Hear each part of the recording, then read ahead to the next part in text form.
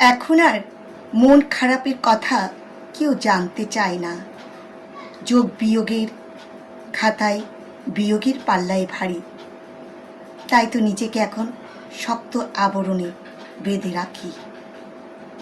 কারো কটু কথা, কারো অবহেলা এখন আর আমাকে স্পর্শ করে না।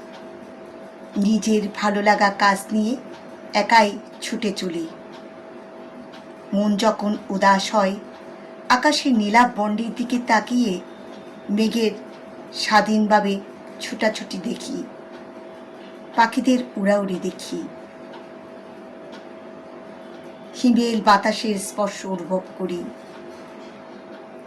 সজীব গাছের মুগ্ধতায় মুগ্ধ হই, একাকা কবিতা আওড়াই আর নিজে নিজের প্রশংসা করি।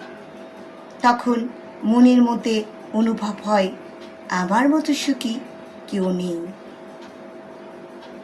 চোখের জল তখন আনন্দের অশ্রুতে পরিণত হয়। নিজেকে ভালো রাখার কৌশল আমি শিখেছি প্রকৃতিকে দেখে দেখে।